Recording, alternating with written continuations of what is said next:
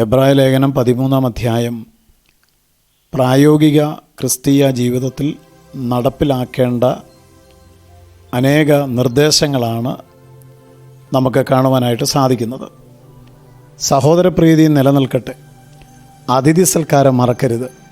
അതിനാൽ ചിലർ അറിയാതെ ദൈവദൂതന്മാരെ സൽക്കരിച്ചിട്ടുണ്ടല്ലോ. നിങ്ങളും തടവുകാർ എന്ന പോലെ തടവുകാരെയും നിങ്ങളും ശരീരത്തിലിരിക്കുന്നവരാകിയാൽ കഷ്ടം അനുഭവിക്കുന്നവരെയും ഓർത്തുകൊള്ളുക. വളരെ അനുഗ്രഹിക്കപ്പെട്ട വേദഭാഗമാണ്. ക്രൈസ്തവ വിശ്വാസം സ്വീകരിച്ചതിൻ്റെ പേരിൽ നാടും വീടും വിട്ട് ഓടിപ്പോകേണ്ടി വന്നവരുണ്ട്. ജയിലുകളിൽ അടയ്ക്കപ്പെട്ടവരുണ്ട്. ഇങ്ങനെ വളരെ പ്രതിസന്ധികളിലൂടെ കടന്നു പോകുന്ന സഹവിശ്വാസികളോട് എങ്ങനെയാണ് മറ്റു വിശ്വാസികൾ പെരുമാറേണ്ടത്, പ്രതികരിക്കേണ്ടത് എന്നുള്ളതാണ് 13-ാം അധ്യായം 1 മുതൽ 3 വരെയുള്ള വാക്യങ്ങളിൽ കാണുന്നത്. 1-ാമത്തെ വാക്യത്തിൽ ഇങ്ങനെ പറയുന്നു, സഹോദര പ്രീതി നിലനിൽക്കട്ടെ. അതിൻ്റെ ശരിയായ ഒരു ഭാഷാന്തരത്തിൽ ഇങ്ങനെയാണ് പറഞ്ഞിരിക്കുന്നത്, നിങ്ങൾ സഹോദരങ്ങളെപ്പോലെ പരസ്പരം സ്നേഹിക്കുക. ഒരപ്പൻ്റെ മക്കൾ, ഒരു ഭവനത്തിൽ കഴിയുന്നവർ തങ്ങളുടെ ഏതെങ്കിലും സഹോദരന് എന്തെങ്കിലും പ്രയാസം വന്നാൽ സ്നേഹിക്കുന്നത് പോലെ യേശുക്രിസ്തുവിൻ്റെ രക്തത്താൽ വീണ്ടെടുക്കപ്പെട്ട എല്ലാവരും സ്വർഗീയ കുടുംബത്തിലെ അംഗങ്ങളാണ്.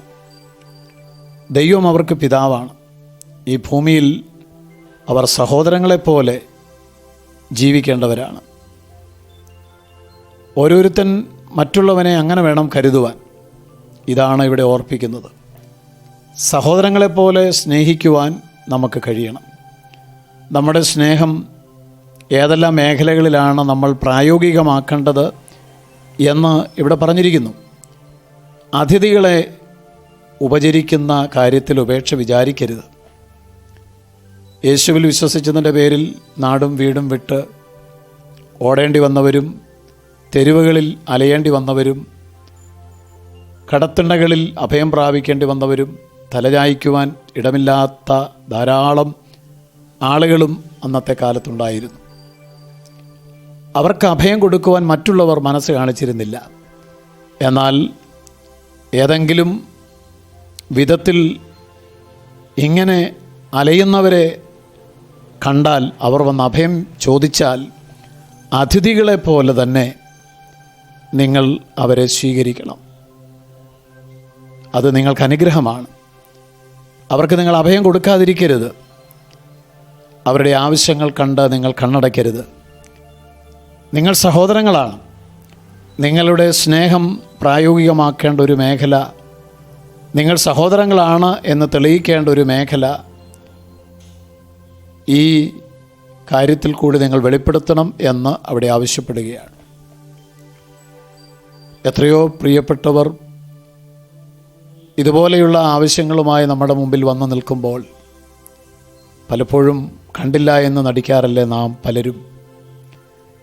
എന്നാൽ തിരുവെഴുത്ത് നമ്മളെ ഓർപ്പിക്കുന്നു, സഹോദരങ്ങളെപ്പോലെ നിങ്ങൾ പരസ്പരം സ്നേഹിക്കണം.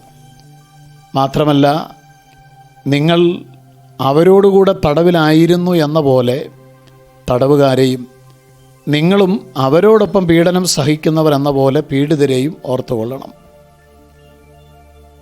ജയിലുകളിൽ കഴിയുന്നവർ, ചങ്ങലകളിൽ ബന്ധിക്കപ്പെട്ട് കിടക്കുന്നവർ, അവരുടെ അതേ വേദന നിങ്ങൾ ഏറ്റെടുക്കണം. ഇവിടെ പറഞ്ഞിരിക്കുന്നു, നിങ്ങളും അവരോട് കൂടെ തടവിലായിരുന്നു എന്ന പോലെ തടവുകാരെയും. നിങ്ങൾക്ക് ആ അനുഭവം വരുമ്പോൾ, നിങ്ങളായിരുന്നു ആ തടവിൽ കിടക്കേണ്ടി വരിക എങ്കിൽ അതുപോലെ തന്നെ നിങ്ങൾ അവരെയും കരുതിക്കൊള്ളണം, ഓർത്തുകൊള്ളണം എന്നാണ് ഇവിടെ പറഞ്ഞിരിക്കുന്നത്. ഇവിടെയെല്ലാം നാം വെളിപ്പെടുത്തേണ്ടത് ക്രിസ്തുവിൻ്റെ സ്നേഹമാണ്. ഞാൻ തടവിലായിരുന്നു, നിങ്ങളെന്നെ വന്ന് കണ്ടില്ല എന്ന് യേശു ഒരിക്കൽ പറഞ്ഞു. ഞാൻ നഗ്നനായിരുന്നു, നിങ്ങളെനിക്ക് ഉടുക്കുവാൻ വസ്ത്രം തന്നില്ല. ഞാൻ രോഗിയായിരുന്നു, നിങ്ങളെന്നെ വന്ന് കണ്ടില്ല. ഞാൻ വിശന്നും ദാഹിച്ചും കിടന്നു, നിങ്ങളെനിക്ക് ആഹാരമോ വെള്ളമോ തന്നില്ല. ഈ ഒരു കാര്യം നാം പ്രത്യേകം മനസ്സിലാക്കണം. യേശു പറഞ്ഞു, ചെറിയവരിൽ ഒരുത്തന് ചെയ്തതെല്ലാം എനിക്ക് തന്നെയാണ് നിങ്ങൾ ചെയ്തത്. കഷ്ടപ്പെടുന്ന സഹവിശ്വാസികളെ കണ്ടിട്ട് കാണാതെ പോകുന്നത് അനീതിയാണ്. കഷ്ടം അനുഭവിക്കുന്നവരെ തങ്ങളാൽ ആവോളവും ആശ്വസിപ്പിക്കേണ്ട ഉത്തരവാദിത്വം സഹവിശ്വാസികൾക്കുണ്ട് എന്നാണ് പൗലോസ് അപ്പോസ്തലൻ ഇവിടെ പറയുന്നത്.